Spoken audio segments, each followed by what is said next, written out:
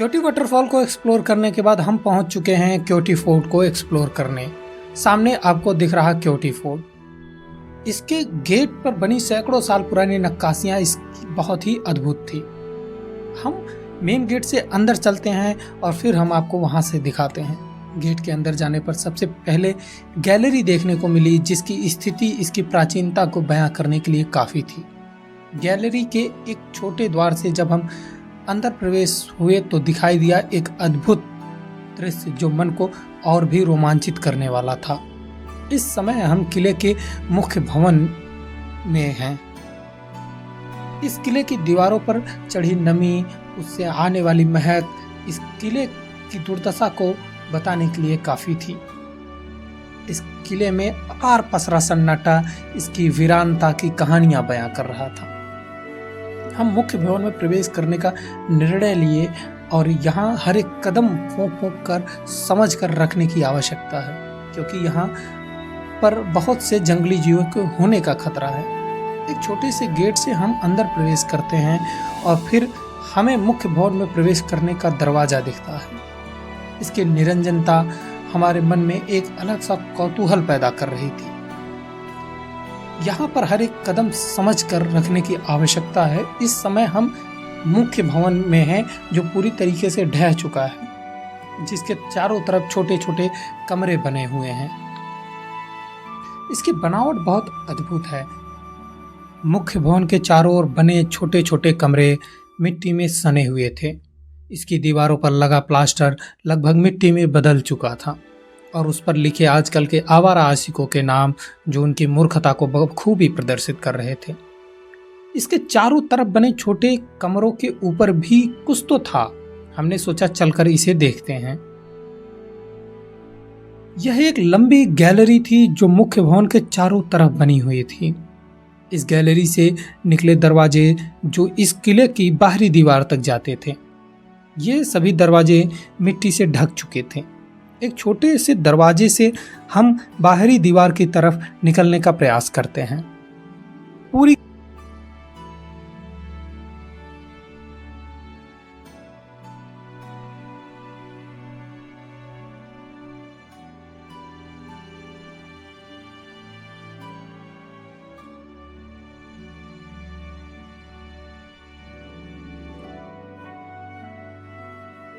किले के second floor से उसके नीचे का नज़ारा अद्भुत था। उस सामने दिखता उसका मुख्य द्वार और नीचे दिखते छोटे छोटे कमरे।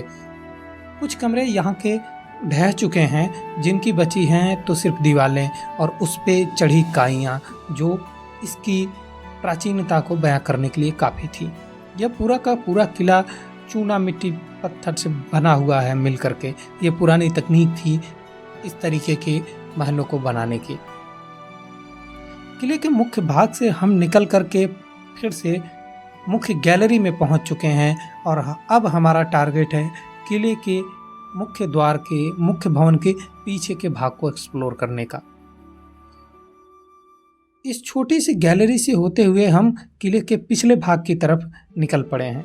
आपको यहाँ पर छोटी छोटी गैलरियाँ बहुत देखने को मिल जाएंगी, जिसपे आपको बहुत सारी नक्काशियाँ भी देखने को मिलेंगी।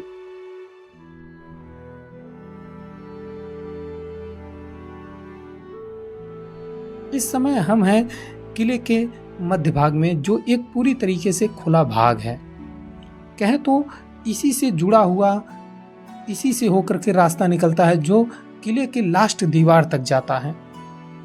हम किले के तीसरे भाग को भी एक्सप्लोर करेंगे, इसीलिए हम डिसीजन लेते हैं किले से एक छोटे से गेट से होकर के इसके पार जाने का।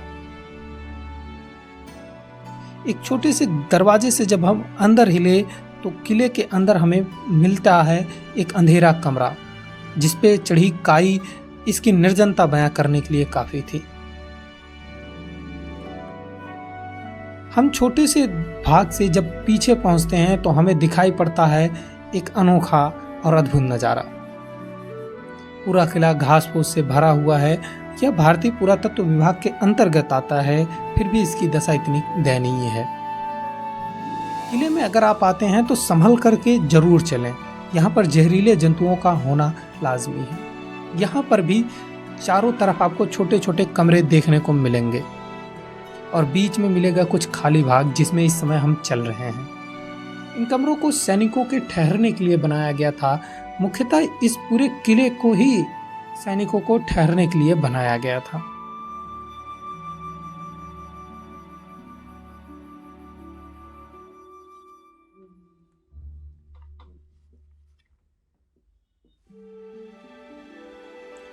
हम किले के एक छोटे से द्वार में प्रवेश करते हैं जो सीधा हमें किले के सबसे पीछे भाग में ले जाता है। पूरा का पूरा किला आपको प्राचीनता की एक कला प्रदर्शित करता हुआ प्रतीत होगा। चारों तरफ दीवारों पर चढ़ी काई, उस पे से चढ़ी नमी से आने वाली बदबू आपको इसकी अद्भुतता को बताने के लिए काफी है।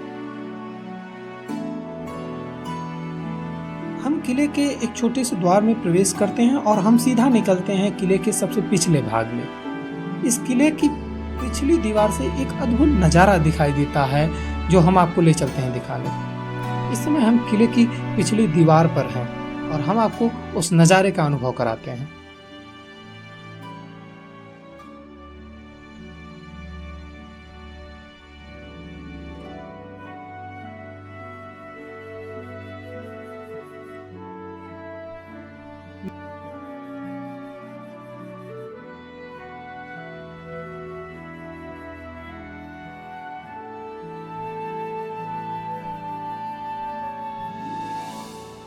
यह पूरा का पूरा किला एक गहरी घाटी के तट पर बना हुआ है।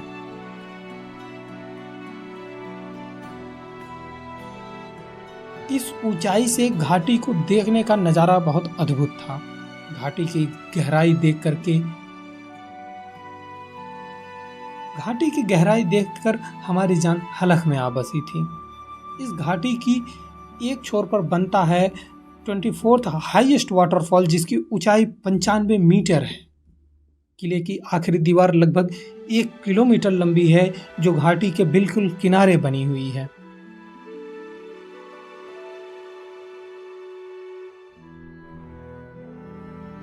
यह पूरा किला जिस घाटी के किनारे बना हुआ है यह भारत की सबसे लंबी घाटियों में गिनी जाती है। इसी घाटी पर मध्य प्रदेश में कई वाटरफॉल बनते हैं। इतनी ऊंचाई से घाटी का नजारा बहुत अद्भुत दिखाई दे रहा था।